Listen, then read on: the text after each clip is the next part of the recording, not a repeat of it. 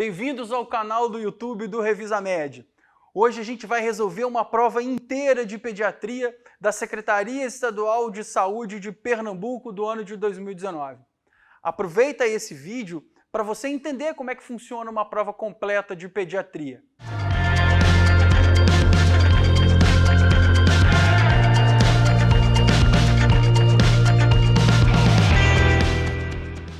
Vamos para a primeira questão da prova. A gente vai resolver com você a prova inteira de pediatria da Secretaria Estadual de Saúde de Pernambuco do ano de 2019. Questão aqui, ó. Felipe, de 8 meses, nascido de parto vaginal, veio para consulta com história de estridor inspiratório desde os primeiros meses de vida. Houve piora do sintoma até o 3º mês de vida e desde então a acompanhante vem notando melhora. Atenção para essa informação. O estridor piora quando a criança está deitada e não há relação com a alimentação. Qual o diagnóstico mais provável? Aqui, pessoal, o diagnóstico mais provável vai ser laringomalácia. Letra B. Por que a gente mata essa questão rapidamente? Por conta da informação do estridor, pela característica do estridor, que aparece nos primeiros meses, tem o seu auge por volta do 3º, 4º, até mais ou menos o 6º mês de vida, e depois, progressivamente, com a maturação da estrutura da laringe, vai deixando essa estrutura mais robusta, fazendo com que durante a inspiração a pressão negativa dentro das vias aéreas não faça com que haja a queda, a deformação da laringe. Então, ele começa nos primeiros meses, tem o auge por volta de 3, 4, 5 meses e depois de 12 a 18 meses desaparece. Outra coisa, o estridor que aparece ou piora quando a criança está deitada, também é típico da laringomalácia e não tem relação com a alimentação, então não deve ser nada relacionado ao trato digestivo, nenhuma doença aerodigestiva. Resposta letra B. Próxima questão, pessoal. Vamos falar um pouquinho sobre síndrome da morte súbita do lactente. Aqui, ó. A síndrome da morte súbita do lactente foi originalmente definida em 1969 e referia-se à morte súbita em lactentes sem uma causa identificada. Esses bebês tinham idade semelhante no momento da morte e comumente uma forte associação com o sono, com o período de dormir. Nomear a síndrome da morte súbita do lactente, em vez de chamá-la de causa desconhecida, facilitou o maior enfoque no apoio dos pais e na realização das pesquisas. Estudos posteriores identificaram que o sono na posição prona é um fator de risco significativo para as mortes classificadas como síndrome da morte súbita do lactente. Sobre o assunto, assinale a alternativa que traz informações corretas sobre os fatores de risco bem estabelecidos para a síndrome da morte súbita do lactente. Esse é um tema muito frequente em prova de pediatria, em prova de residência médica, em prova de concurso, e é um tema fundamental para a gente saber. Ele quer saber a correta, vamos olhar as opções. As posições prona. O que é posição prona, pessoal? Posição de barriga para baixo. Posição de barriga para cima é posição supina. Posições prona e lateral são significativamente mais perigosas que a posição supina, pois diminui o risco de hipercapnia, hipóxia e hipertermia durante o sono. Diminui o risco de hipóxia? Não, aumenta o risco de hipóxia. O uso de assentos de carro para dormir também aumenta o risco da síndrome, assim como o uso de materiais de camas macios, como travesseiros e cobertores. Essa aqui é a resposta que a gente vai ver que está correta. A exposição ao tabagismo pós-natal está fortemente associada à síndrome da morte súbita. Por outro lado, o tabagismo durante o pré-natal não parece ter associação com esse desfecho, alternativa que oferece uma afirmação incorreta. O fumo do tabagismo durante a gestação está altamente ligado com a morte súbita do lactente. Doença mental materna e o uso de abuso de drogas ilícitas pela mãe não são preditores de síndrome de morte súbita. Nem precisa ler o resto. Essa aqui já está errada, tá? O uso de drogas ilícitas, mesmo o álcool, o tabaco e drogas ilícitas durante a gestação, está relacionado com a síndrome da morte súbita. Outros fatores de risco incluem sexo feminino, pobreza, baixo peso ao nascer e ausência de pré-natal ou incompleto. Vamos ver a resposta aqui? Letra B. A letra A fala de posição pronilateral como diminuição de risco. Está errada. Na letra C, tabagismo pré-natal é fator de risco. Letra D, uso de drogas ilícitas também fator de risco.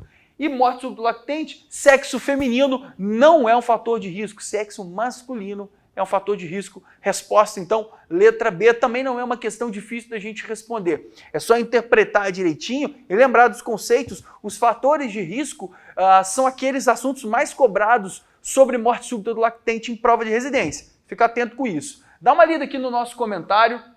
Você vai pausar o vídeo, ler o seu comentário e lá no seu material do Revisa Med para você formalizar melhor esses conceitos na sua cabeça, que eu tenho certeza que na hora da prova você vai estar muito bem preparada e muito bem preparado.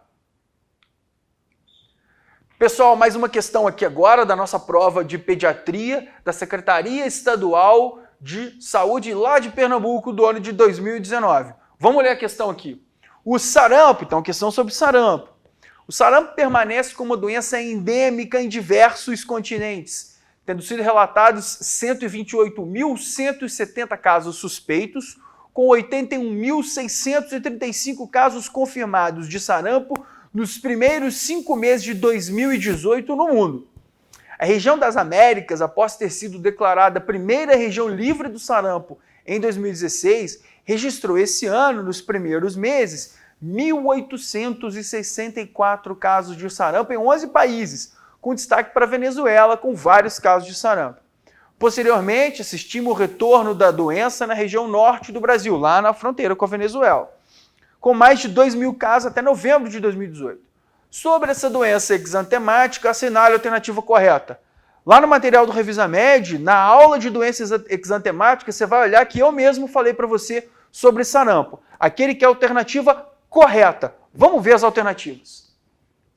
O sarampo é uma doença caracterizada por febre, tosse, coriza e conjuntivites, seguidas após 3 a 5 dias de um exantema de progressão crânio-caudal de distribuição centrífuga que não poupa a região palmo-plantar. Então, falando do exantema do sarampo, presta atenção. Os anticorpos IgM costumam permanecer detectáveis por pelo menos 15 dias após o aparecimento do exantema. Destaca-se que existe a possibilidade de falso negativo nos primeiros dias após o exantema e em paciente que já recebeu a vacina para o sarampo. Então, diagnóstico sorológico. As complicações mais comuns do sarampo acometem com mais frequência crianças pequenas.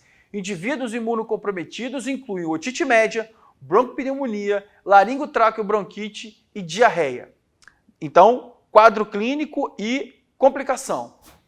Letra D. A vitamina A mostrou efeito protetor por reduzir as taxas de morbidade e mortalidade pelo sarampo em países em desenvolvimento. Dessa forma, a vitamina A deve ser administrada em dose única no momento do diagnóstico. Estão falando sobre tratamento de profilaxia, não é bem isso.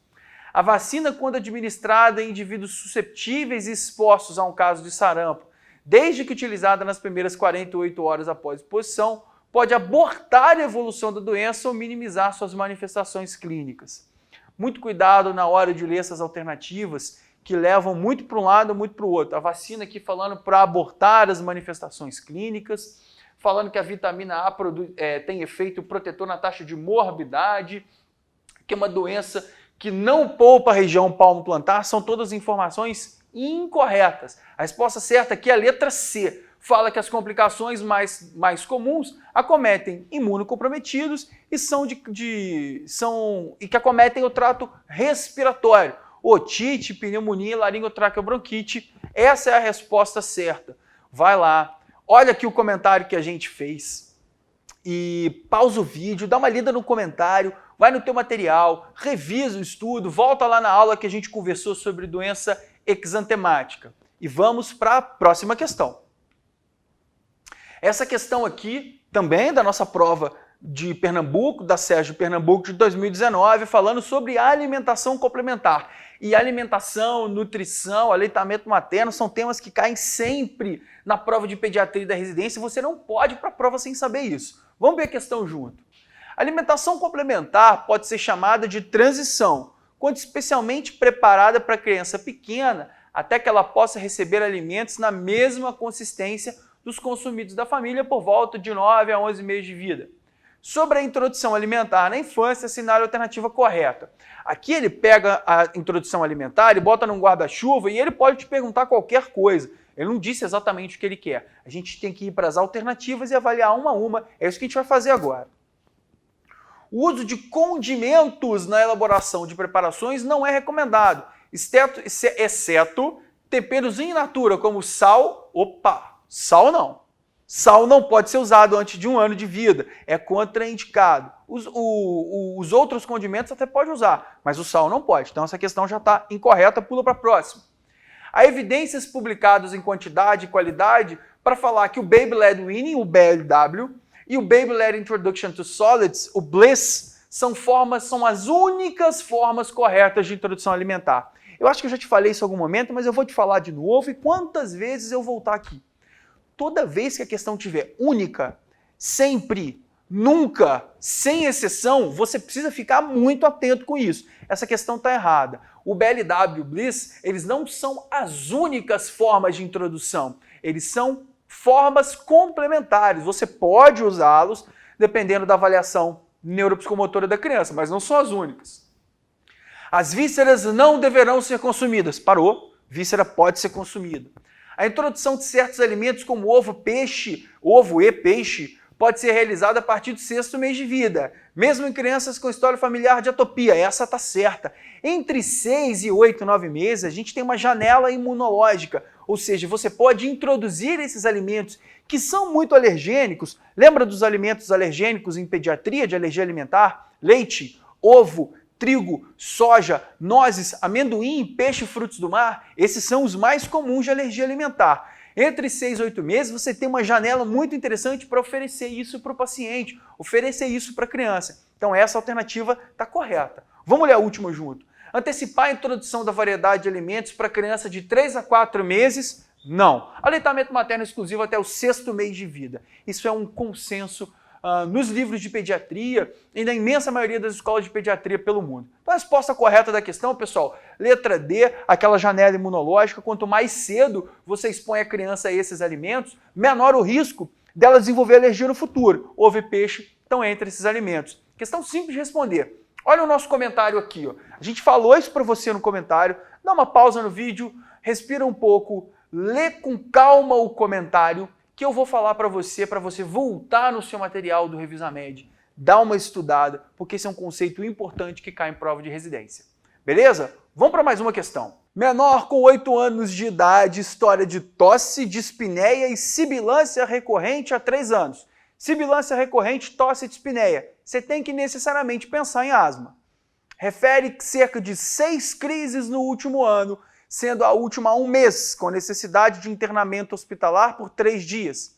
Faz uso de medicações apenas durante as crises, prednisolona, corticosteroide e beta-2 de curta duração, broncodilatador, com boa resposta.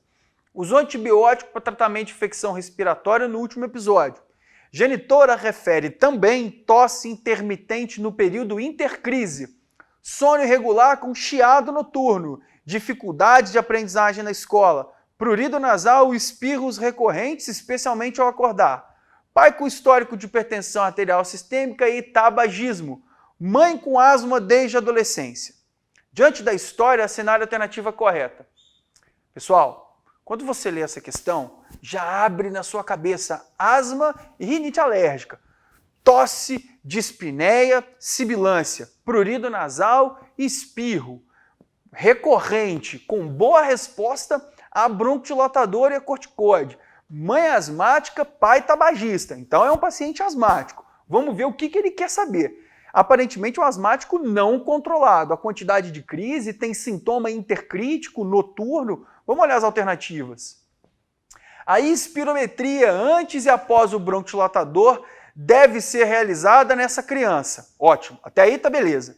A presença de uma espirometria normal ou a ausência de resposta ao broncodilatador e uma espirometria com padrão obstrutivo serviriam para afastar o diagnóstico de asma. Não é verdade. Apesar do DVO, do distúrbio ventilatório obstrutivo, com o broncodilatador positivo ser altamente afirmativo, o fato de ter uma espirometria normal e a prova broncodilatadora negativa não afasta o diagnóstico de asma. Ele está clinicamente estabelecido. A dosagem de IgE total, IgE específico ou teste cutâneo de hipersensibilidade imediata indicam os alérgenos responsáveis pela asma e são indispensáveis para o adequado diagnóstico e manejo do tratamento. Pegadinha. É claro que dosar IgE é importante para você, até para fazer uma orientação ambiental, mas eles não são indispensáveis para o tratamento. É importante que você lembre bem disso. O tratamento inicial desse paciente deve incluir um curso breve de corticosteroide oral, beta-2 de curta, por 5 a 7 dias, seguido do contínuo de corticoide nasal, beta-2 de curta ação e antagonista dos receptores de leucotrieno. Faltou aqui o item fundamental do tratamento na asma, que é o corticoide inalatório. Então essa questão está incorreta. O tratamento inicial inclui orientação sobre cuidados com ambientes, beleza. Estabelecimento de um plano terapêutico para as crises, beleza. Uso de corticoide inalatório em altas doses, não, beleza. O corticoide inalatório deve ser começado sempre, não deve ser começado em dose alta, sempre dose média, pelo menos dose baixa ou pelo menos dose média. Então não começar. Lembram lá da escadinha do passo 1, 2, 3, 4, 5 para o tratamento de asma? A gente não começa, o tratamento inicial não é com corticoide em alta dose. Então só sobrou a letra E, ela tem que estar correta, senão a questão tem que ser anulada. O uso do beta-2 agonista de longa duração, os LABAs, o formoterol, o salmeterol, é uma possibilidade nos casos de controle inadequado com corticoide inalatório, certo? Nas crianças com mais de 4 anos, certo. Contraindicado em menores de 4 anos, a não ser que seja a única alternativa, mas ele é formalmente contraindicado. E sempre em associação com corticoide inalatório. Também está certo, nunca se deve dar bronquidilatador de longa ação em dispositivo isolado. Deve vir sempre com corticoide inalatório. Eu já falei para vocês que sempre e nunca são palavras que tem que chamar a sua atenção, mas às vezes eles acertam. Então aqui, sempre em associação com corticoide inalatório. Então a resposta correta para essa questão é a letra E. Pessoal, asma, e eu sou pneumologista pediátrico, eu falo isso de cadeira para vocês, asma é um tema que não pode faltar no teu domínio. O teu domínio de asma é fundamental, tanto para a prova de pediatria quanto para a prova de clínica. Então, asma você tem que saber tudo, porque cai bastante e cai isso. Controle, tratamento e classificação, beleza? Criança com 3 anos e 11 meses de idade comparece ao ambulatório de pediatria geral com história de 3 episódios de infecção urinária tratadas com antibiótico após consultas em serviços de pronto atendimento. Então, ITU de repetição. O primeiro episódio com 1 ano de idade, o segundo com 1 ano e 11 meses e o terceiro com 2 anos e 9 meses. A genitora nega outras queixas e o exame clínico não evidenciou alterações. A pressão arterial é normal. Lembra que em pediatria a hipertensão arterial secundária está ligada com causa renal. Crescimento e desenvolvimento normais para a idade. Traz urocultura do primeiro episódio colhida por saco coletor com crescimento de E. coli e Klebsiella, 60 mil unidades formadoras de colônia por ml. O sumário de urina dos 2 últimos episódios mostravam pH 5.0, 8 piócitos por campo, nitrito negativo e bactérias presentes. Nitrito negativo. Então o nitrito é fundamental na hora do diagnóstico correto. Diante do quadro apresentado, marque a resposta incorreta. Redobra a tua atenção. Exceto, incorreta, é falso, não. Todas essas palavras com sentido de negação, todo com sentido de exclusão, é importante que você fique atento para não marcar errado. Então queremos incorreta.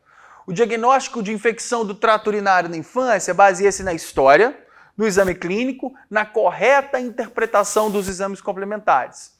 É importante avaliar a presença de balonopostite e vulvovaginite, que podem alterar os exames de urina, levando ao diagnóstico equivocado de ITU. Alternativa correta. A adequada coleta de urina é um passo fundamental para o diagnóstico correto de ITU. Isso é verdade. Na infância, deve ser precedida pela limpeza adequada da genitália com água e sabão, sendo contraindicados antissépticos. A coleta por saco coletor, por ser um método não invasivo, é preferível nas crianças que já apresentam adequado controle miccional. Aqui, pessoal, em criança que tem adequado controle miccional, a alternativa de escolha é a urina do jato médio. O saquinho coletor, ele tem alto índice de contaminação. Então, o valor preditivo dele, positivo para a infecção urinária, é quando o exame vem negativo. Ou seja, ele não tem, na verdade, ele tem alto valor preditivo negativo, melhor dizendo, Porque aí quando ele, mesmo que ele dê negativo, sinal que não tem contaminação, não tem infecção. Essa aqui é a resposta correta, tá? Então, nossa prova de pediatria da SESG Pernambuco 2019, vamos ler junto. Menor com 1 ano e 6 meses de idade, atendido em consulta ambulatorial com história de palidez cutânea, irritabilidade e anorexia há 1 ano. Já fez reposição de ferro via oral por 6 meses.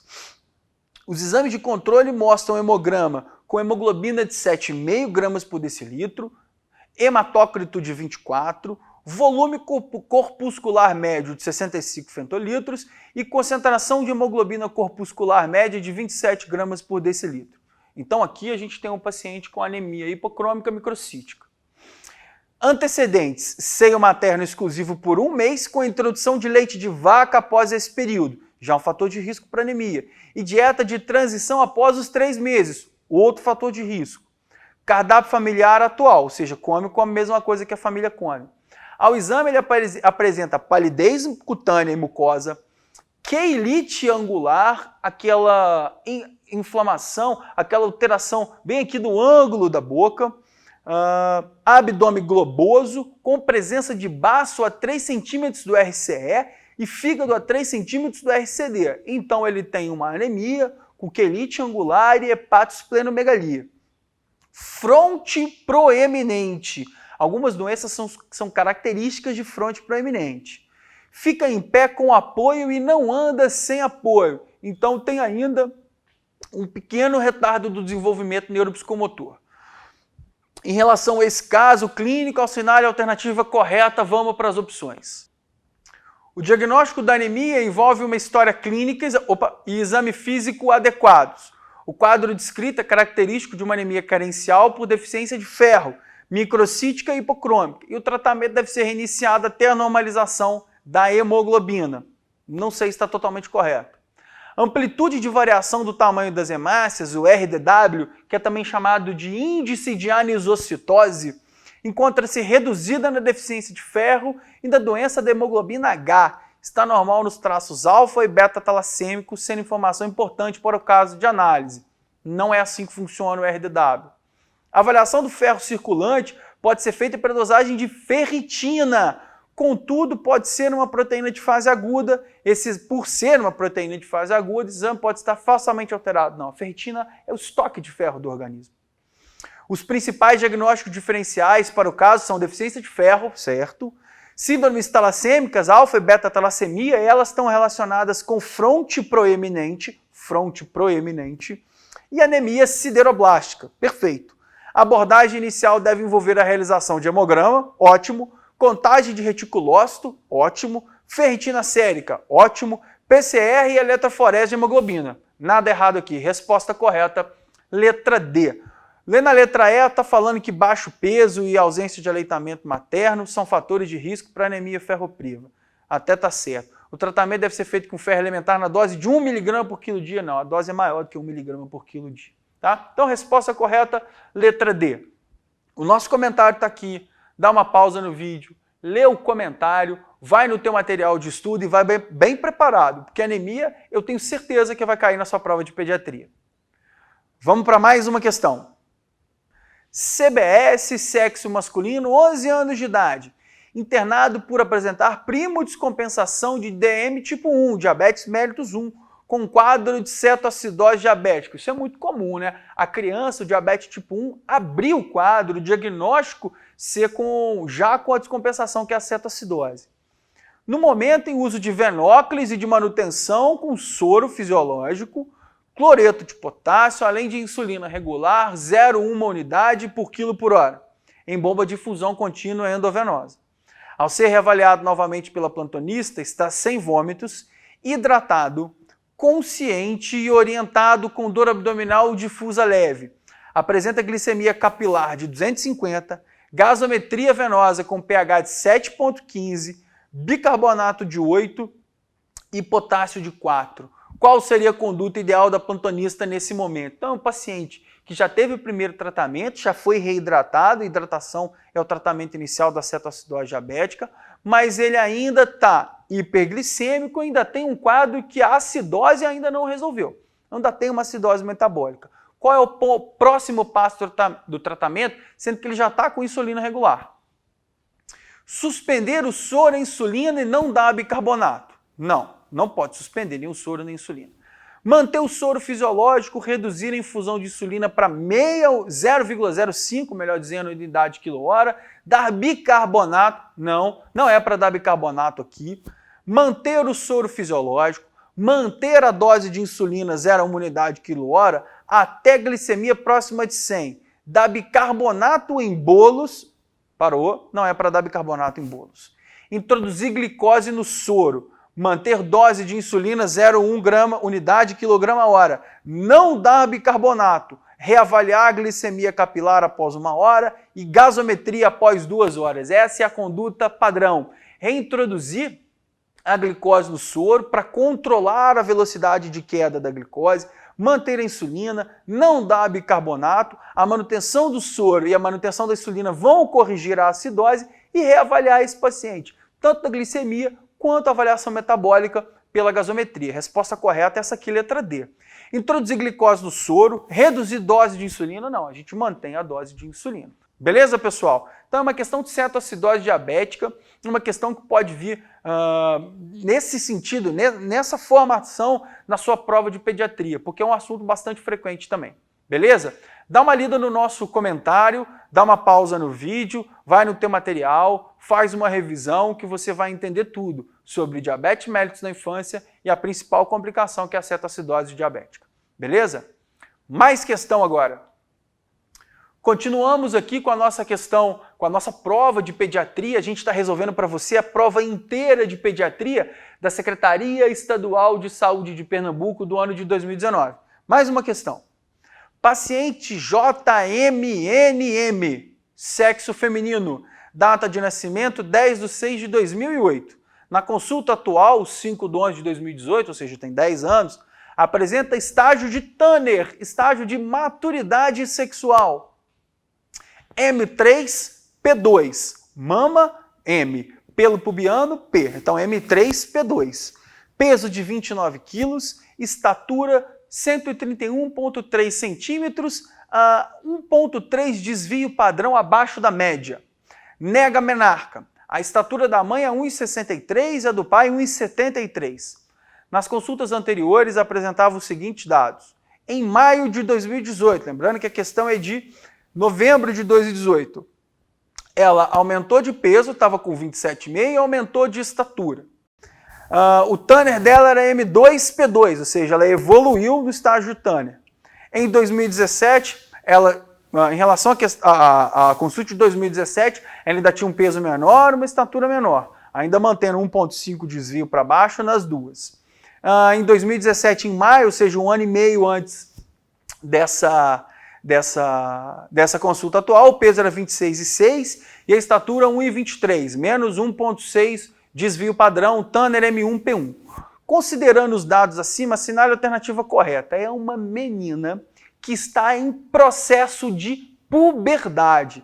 Aqui é uma questão, se ele quer saber, ela quer saber, quem fez a questão, quer saber se você entende sobre puberdade. Repare que essa criança teve um grande crescimento. Ela passou na estatura de menos 1,6 desvio padrão para menos 1,3. E a gente sabe que a menina ela tem um estirão de crescimento importante antes da primeira menstruação. E a menina ainda não teve menarca. Então, aparentemente, está tudo dentro do normal com ela. Vamos ver o que está acontecendo.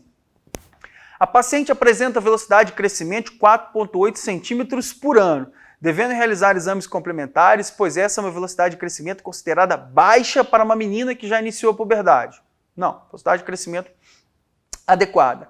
A estatura-alvo calculada para essa paciente é 1,61,5, mais ou menos 5 centímetros. Tem questão de prova que vai te fazer raciocinar, pegar os teus conceitos lá de anatomia, fisiologia, farmacopatologia. Tem questão que vai querer que você decore algumas coisas. E essa questão ela quer que você decore a fórmula do alvo estatural, do alvo parental, ou seja, aquela fórmula que pega a estatura do pai, a estatura da mãe, para prever a possível estatura ou para estimar a estatura possível dessa criança. Nessa questão aqui, a resposta certa é aqui a letra B, tá? E aí, para você acertar, quando você vê esse dado aqui, ó, 61,5 centímetros, tem que bater na sua cabeça imediatamente a fórmula do alvo parental. Ela está aqui no nosso comentário. A fórmula do alvo parental para meninas é a estatura do pai mais a estatura da mãe menos 13 dividido por 2. Ou seja, pega a estatura do pai, soma a estatura da mãe, diminui de 13 e divide isso por 2. Você vai ter, aí você vai botar mais ou menos 5 centímetros, que são os desvios padrão. Então, pessoal, não tem muito jeito. Essa é uma questão que mede menos o seu conhecimento clínico de puberdade, de endocrinologia pediátrica, e mais a tua capacidade de lembrar a fórmula.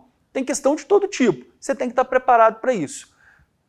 Pausa o vídeo aqui, faz esse cálculo de estatura parental da sua mãe, da sua irmã, do seu irmão, de algum conhecido seu, de alguma criança, e vai treinando isso para você relembrar. Fórmula, a gente relembra escrevendo mesmo. Faz isso para você chegar com essa fórmula decorada na hora da prova.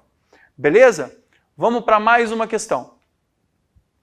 Então, vamos para a questão, mais uma questão de pediatria da prova do SES de Pernambuco. A gente está resolvendo com você a prova inteira de pediatria.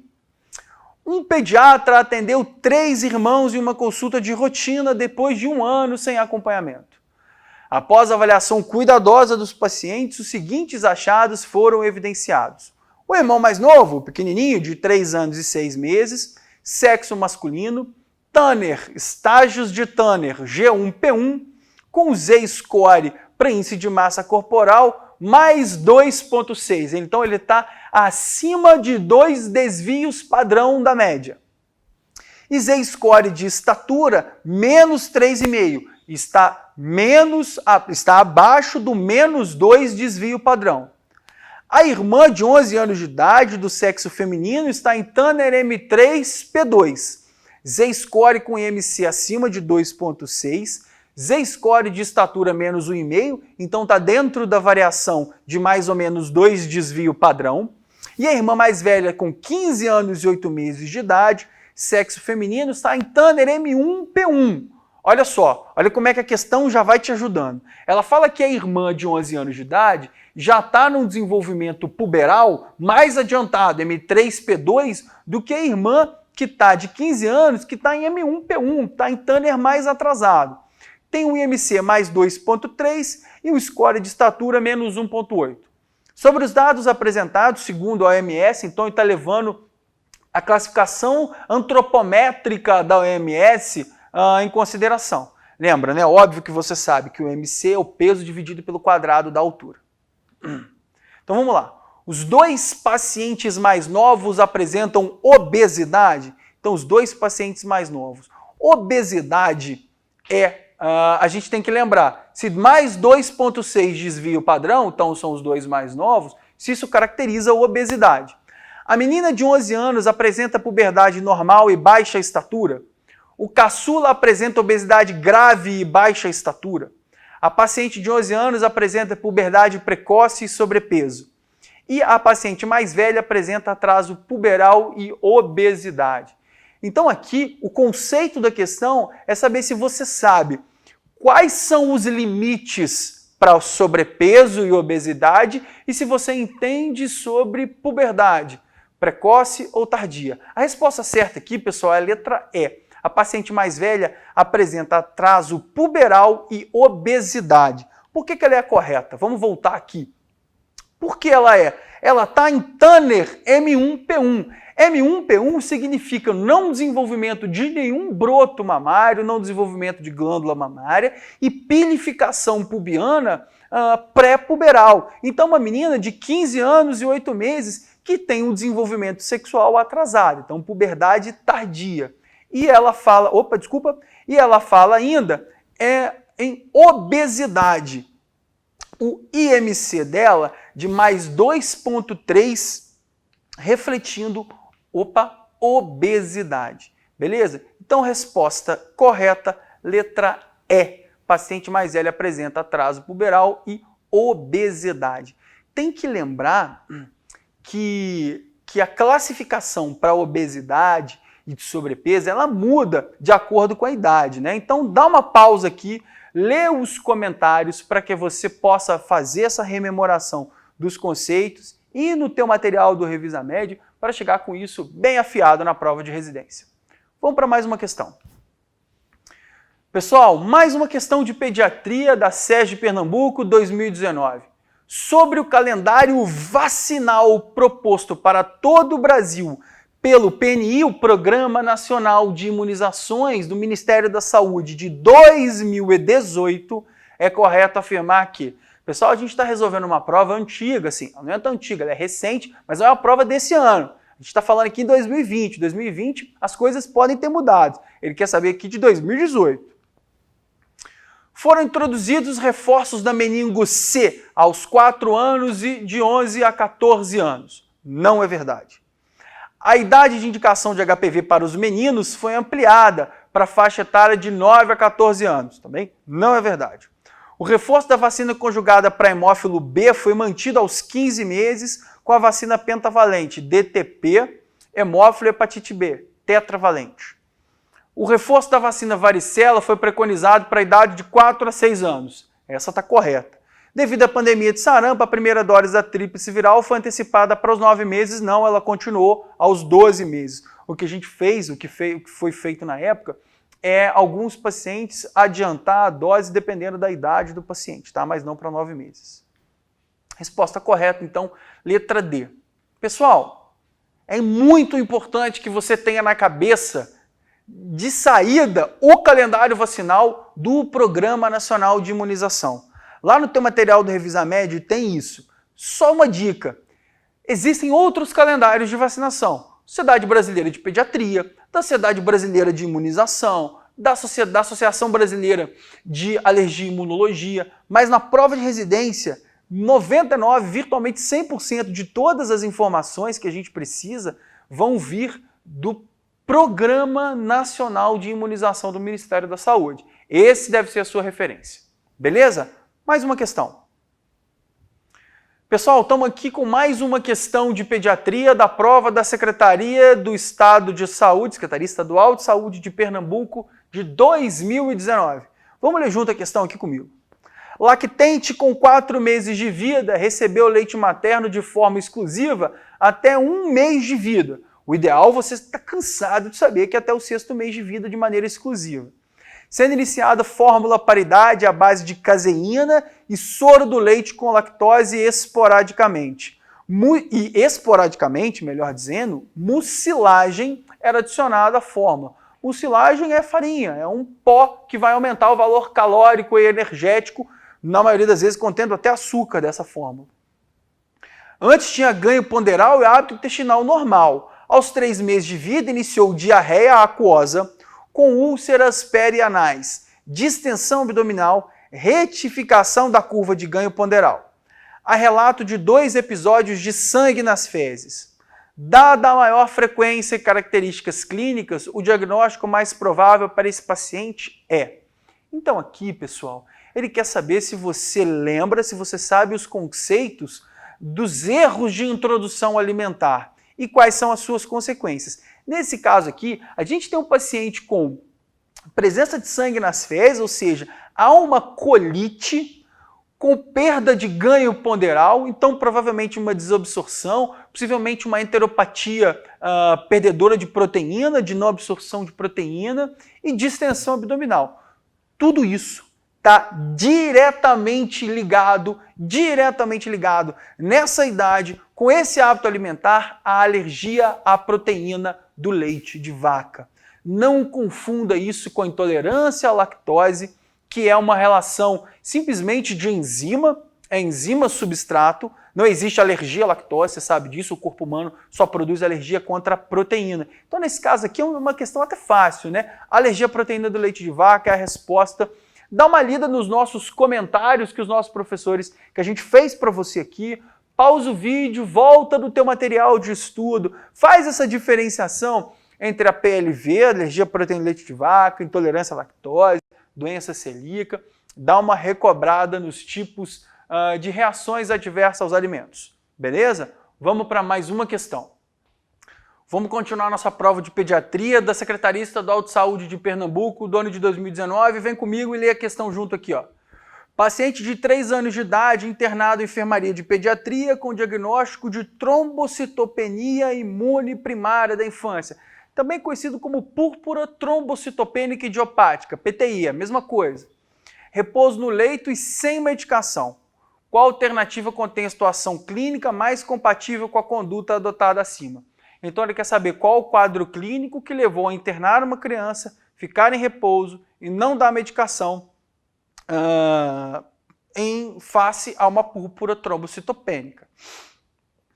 Plaquetopenia isolada com valor de 19.000, apresentando petequias e equimose sem sangramento mucoso. Parece que é correto, vamos ver? Já na letra A a gente matou. Então é uma púrpura sem sangramento ativo. Então na púrpura sem sangramento ativo, a conduta correta é internação para observação, monitoração da plaquetopenia, do número de plaquetas e não precisa medicar. As outras contêm plaquetopenias com sangramento mucoso, a gente não teria essa conduta. Plaqueta normal com púrpura palpável também não teria essa conduta. Plaqueta normal com área de pressão e sangramento gastrointestinal também não. Plaqueta de 3.000, hematoma e artrite em joelho também não seria essa conduta conservadora. Resposta correta, letra A. Então você lembrar que na púrpura trombocitopênica idiopática sem sangramento ativo, a conduta é internação sem medicação e observação e acompanhamento hematológico. Beleza? Vamos agora para o comentário, você vai ler o nosso comentário, pausa o vídeo, fica bem tranquilo, dá uma relida nos conceitos de púrpura e vai bem preparado para a prova. Próxima questão, pessoal. Então vamos seguir aqui na nossa conversa sobre a prova de pediatria da Secretaria Estadual de Saúde de Pernambuco, do ano de 2019. Eu quero que você leia essa questão junto comigo. As meningites bacterianas acometem indivíduos de todas as faixas etárias. Porém, 30% dos casos ocorrem em crianças menores de 5 anos. Diagnóstico e tratamento devem ser precoces, a fim de evitar desfechos desfavoráveis. Perfeito. Assinale a alternativa correta a respeito dessa doença, meningite bacteriana, cara. Vai cair na sua prova, seja na pediatria, seja na clínica médica. Na pediatria é até mais provável que ela caia. Vamos olhar as alternativas aqui e ver qual que é a correta. Crianças menores de 9 meses poderão apresentar sinais clássicos de irritação meníngea? Não. Menor de 2 anos dificilmente apresenta irritação meníngea, é abaulamento de fontanela, são outros sinais. Então essa aqui já está errada. Análise do líquor, ele evidencia hiperproteinorraquia, hipoglicorraquia, aumento de proteína, diminuição de glicose do líquor e aumento do número de leucócitos com predomínio de linfócitos, não, predomínio de segmentado, polimorfo nuclear. Tratamento com antibiótico de forma empírica deve ser iniciado o mais precocemente possível. Correto. De preferência após a punção lombar. Correto. E coleta de sangue. O corticoide imediatamente antes do antibiótico é associado à redução de sequelas. Essa alternativa está absolutamente correta. Resposta letra C. Na meningite bacteriana, quanto mais precoce for o início do tratamento, melhor o prognóstico do paciente. Deve ser feito preferencialmente antes da coleta da hemocultura, da coleta de sangue e da coleta do líquor, porque uma dose do antimicrobiano já pode alterar os resultados, tanto do sangue quanto do líquor, mas é preferencialmente. Repara que ele não falou aqui, ó, o mais precocemente possível, de preferência logo após, não necessariamente ou sempre após o líquor. Beleza? Meningite bacteriana é um assunto muito comum na prova de residência. Você vai parar o vídeo, vai ler o comentário que a gente fez aqui para você, tá desse lado aqui, fez aqui para você, vai lá no seu material do RevisaMed, dá uma lida com calma, rememora, recobra os teus estudos e vai bem preparado para a prova e eu vou com você para mais uma questão de prova. Vamos continuar aqui a prova de pediatria da Secretaria Estadual de Saúde de Pernambuco, lá de 2019. A infecção pelo vírus dengue é a arbovirose mais incidente no Brasil e é a que apresenta maior letalidade. Infelizmente é verdade, a dengue é uma realidade triste no Brasil. O reconhecimento precoce dos quadros graves é fundamental para evitar desfechos desfavoráveis. Alternativa correta sobre dengue. As arboviroses, dengue, chikungunya, febre amarela, zika virose, são assuntos muito comuns na prova de residência médica. Eu quero que você esteja muito bem preparada, muito bem preparado para a prova. Vamos ler aqui as alternativas. A prova do laço deve ser realizada obrigatoriamente em todo paciente suspeito que não apresente sangramento espontâneo. Na criança, o manguito deve permanecer insuflado durante 3 minutos e será positiva se houver 20 ou mais petequias. Em criança, é 10 ou mais petequias. Criança, particularmente menor de 2 anos, o quadro grave pode ser identificado com primeira manifestação clínica, pois o início da doença pode passar despercebido. É uma alternativa correta. O diagnóstico diferencial deve ser estabelecido com outras arboviroses, beleza. Chikungunya e Zika, beleza. Sendo útil para diferenciá-las a presença de plaquetopenia, que não é exclusiva da dengue. A presença de algum sinal de alarme caracteriza o grupo C, indica a reposição volêmica imediata com 20 ml de soro fisiológico em até 20 minutos. Essa alternativa não está correta porque não é qualquer sinal de alarme que vai indicar que essa criança precisa da reposição volêmica. Na letra E, se o acesso vascular não for rapidamente conseguido, a via intraóssea em crianças deve ser reservada para medicamentos. Não. A via intraóssea, que é aquela que normalmente a gente pega no platô da tíbia, um pouquinho abaixo do platô da tíbia, ela pode ser e deve ser usada para infusão de expansor de volume, como soro fisiológico, por exemplo. Então a alternativa E também está incorreta. Resposta certa, letra B, de bola. Aqui está o comentário da questão. Eu quero que você leia a questão com calma, quero que você revise o seu material lá do Revisa Med para chegar bem caprichado nos conceitos de dengue e de todas as arboviroses na prova.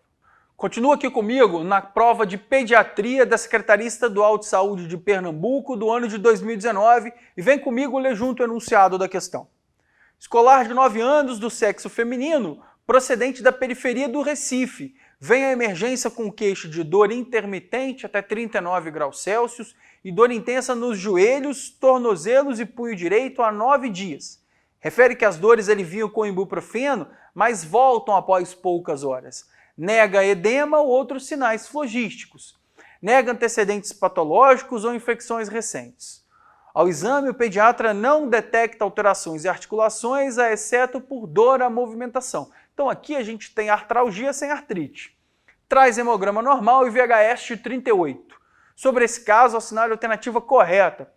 Está na cara que é um paciente com febre e artralgia, então ele já quer te levar para ali para febre reumática. Vamos ver as alternativas e a gente escolhe a correta. Como o paciente não tem artrite, não é possível fechar o diagnóstico de febre reumática. Não é verdade. A artrite é um critério maior, mas ela não é um critério necessário. Pode haver outras manifestações sem artrite nos critérios de Johnny modificados para a gente poder fazer o diagnóstico de febre reumática. Poliartralgia, nesse caso, é o critério menor de febre reumática. E mesmo isoladamente, já que o VHS está normal, o paciente deve iniciar profilaxia secundária com penicilina, benzatina, devido à nossa epidemiologia. Não, essa alternativa está incorreta. A ausência de história de infecções recentes torna o diagnóstico de febre reumática pouco provável. Também não está correta. Se for evidenciada estreptococcisia prévia, o paciente deve iniciar a profilaxia secundária com penicilina benzatina. E na letra E, caso seja indicada a profilaxia secundária, esta deve ser mantida até os 18 anos, até os 18 anos em caso de manifestação articular ou presença de cardite leve. Então aqui, pessoal, a alternativa que está mais correta é a letra D. Se for evidenciada estreptococcisia prévia, o paciente deve iniciar profilaxia secundária com penicilina benzatina, porque aí você tem uma história epidemiológica forte para febre reumática e você tem critérios que podem fechar o diagnóstico. Aqui no comentário a gente mostra para vocês quais são os critérios maiores e menores das populações de baixo e de alto risco. As populações de alto a moderado risco são aquelas populações, nessas populações você não precisa lembrar, não precisa ter artrite, você pode ter mono ou poliartralgia, ou mono ou poliartrite. Por isso aqui o diagnóstico de febre reumática tem que ser levado em consideração. Pausa o vídeo, lê todo esse comentário, lê esse critério, volta no teu material, dá uma lida em febre reumática, que é um assunto super frequente em prova de residência, beleza? Bem preparado para febre reumática, você está bem preparado para a prova de pediatria e também um pouquinho para a prova de clínica. Beleza, pessoal? Mais uma questão de prova que eu resolvi com vocês. Mais uma questão da prova de pediatria da Secretaria do Estado de Saúde de Pernambuco do ano de 2019. Vem comigo, lê o enunciado da questão. Recém-nascido com 4 dias de vida, apresenta icterícia que se iniciou com 48 horas, 2 dias de vida. Encontra-se em aleitamento materno exclusivo, pesando 3.300 gramas. Genitora gesta 1 para 1 0 aborto, fez pré-natal sem intercorrências e a classificação sanguínea A negativo. Ela optou por parto domiciliar com um profissional habilitado. Refere que o recém-nascido nasceu bem, pesando 3.700 gramas. Ao exame físico, ele tem icterícia em face, tronco e raiz dos membros. Restante do exame físico normal. A provável causa dessa icterícia é... Pessoal, aqui a gente está diante de uma icterícia de um paciente de 4 dias de vida, primeiro filho. Então, o diagnóstico diferencial vai levar em consideração tudo isso. Incompatibilidade materno-fetal RH? Não, primeiro filho. Icterícia associada ao aleitamento materno? Pode ser. Reabsorção de coleções sanguíneas? Não está falando de tocotraumatismo, de traumatismo do parto, de bossa, nem de hematoma. Icterícia do leite materno? Está muito cedo para ser icterícia do leite materno. Infecção congênita sem outros dados, pré-natal normal, não parece ser a alternativa mais correta. Então, por exclusão, e isso é uma maneira importante de você responder questão, olha se uma não te parece absurdamente correta, mas as outras definitivamente não estão corretas, aquela que parece mais correta para você é a resposta. No nosso caso é a letra B, icterícia associada ao aleitamento materno, e icterícia é um tema super frequente em prova de residência. Você vai parar o vídeo, vai ler o comentário, voltar lá no teu material do Revisamed para recobrar os teus conhecimentos sobre icterícia neonatal e vai preparado para a prova de pediatria. E foi mais uma questão que eu resolvi junto com você. Vamos para mais uma? Aqui a gente tem mais uma questão da prova de pediatria lá da Secretaria Estadual de Saúde de Pernambuco do ano de 2019. Eu vou ler o enunciado junto com você. Recém-nascido, termo de parto vaginal sem intercorrências. Genitora, moradora de rua e usuária de crack, não fez pré-natal. No momento do parto, foram realizados exames de rotina e o VDRL da mãe foi positivo de 1/16 em sua titulação. O exame físico do bebê é normal e ele quer saber a investigação inicial desse paciente. Pessoal, é uma mãe que vive numa situação social muito comprometida. Logo, ela não fez o pré-natal e não tem como a gente ter feito, não tem como ela ter recebido nenhuma profilaxia, nenhum tratamento para sífilis. Então, nesse caso, a investigação do bebê deve conter necessariamente o VDRL, a investigação para neurosífilis, ou seja, o acometimento do sistema nervoso e o acometimento ósseo, se tem aquela pseudoparalisia de Parrot, aquela periostite. Qual das alternativas contemplam isso? VDRL sérico? Só ele não. VDRL, hemograma raio-x de osso longo? Cadê o líquor? VDRL, hemograma raio-x e ultrassom transfontanela? Cadê o líquor? VDRL, hemograma raio-x e bioquímica e citologia do líquor e ultrassonografia transfontanela, só citologia e bioquímica do líquor não. Ultrassom transfontanela também não está indicado aqui. Só sobra a letra E. VDRL sérico, hemograma, raio-x de osso longo, bioquímica, citologia e VDRL do líquor. Pesquisa do VDRL no líquor, então resposta letra E. Mãe, sem tratamento, sem pré-natal, com positiva para sífilis, VDRL positivo, tem que lembrar VDRL do menino no sangue e no líquor, raio-x de osso longo e hemograma. Essa é uma questão que não é difícil de você responder. Ele já te deu que a mãe estava positiva, ele só quer saber a sua conduta. Dá uma lida aqui no nosso comentário, pausa o vídeo, volta no teu material, vai na aula lá do Revisamed, lá na página, a gente tem a trilha do Revisamed, procura lá o assunto de sífilis, de infecções congênitas que você vai achar. e dá uma revisada nos conceitos. Beleza? Eu quero fazer mais questões com você. Vamos lá. Vamos fazer mais uma questão de prova lá da nossa prova de pediatria da Secretaria do Estado de Saúde de Pernambuco. A gente está resolvendo a prova inteira com você. Recém-nascido com 38 semanas de idade gestacional, 16 dias de vida, chega à emergência com quadro de desconforto respiratório a um dia com piora progressiva. Nasceu em uma maternidade de uma cidade distante onde não havia pediatria. O período pré-natal, parto e período neonatal precoce sem intercorrências. O exame físico, o paciente apresenta um estado geral grave, dispneico, com palidez cutânea e mucosa e pulsos diminuídos em membros inferiores. Essa é a informação que vai te fazer responder essa questão. Ora, se ele tem pulso diminuído em membro inferior, e ele não falou que o pulso é diminuído em membro superior, é sinal que tem alguma obstrução no suprimento arterial que vai para os membros inferiores. Qual doença do período neonatal que leva a esforço respiratório, que leva a palidez e diminuição de pulso de membro inferior? Lembra? Coarctação de aorta. Então é uma questão falando sobre uma cardiopatia congênita. Vamos seguir no exame clínico. Aparelho respiratório, som, murmúrio vesicular presente, sem ruído adventício. Aparelho cardiovascular, presença de B3 sem sopro. Frequência respiratória de 72 e frequência cardíaca de 180. Então, paciente taquicárdico, taquipneico. Abdômen semigloboso, depressível, fígado a 4 centímetros do rebordo costal direito. A avaliação por um pediatra qualificado ao nascimento desse bebê poderia ter prevenido o quadro clínico, pois ele provavelmente teria feito qual manobra?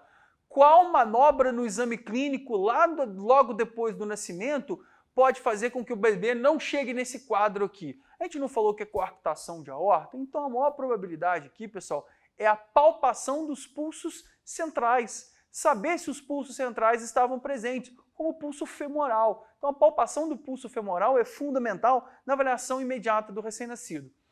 Teste do pezinho não, outras doenças. Manobra de Ortolani para ver displasia do desenvolvimento do quadril, então não está adequada, e nem todas as outras. Então aqui a gente está falando de pulso central. Então a maior probabilidade é de ser realmente uma insuficiência cardíaca, um quadro de insuficiência cardíaca, por maior probabilidade de coarctação da aorta. Pausa o vídeo, lê o comentário, vai no teu material do Revisa Med, lá sobre cardiopatia congênita, sobre atenção ao recém-nascido, que você vai bem preparado e bem preparado para a prova. E aí, curtiu a nossa prova de pediatria? Se inscreve no nosso canal, curte o vídeo, compartilha com seus amigos. Quer que eu resolva mais alguma prova, alguma outra questão de pediatria? Deixa aqui nos comentários que a gente vai resolver junto. Porque aqui no Revisa Med, o que importa é ver você na residência médica.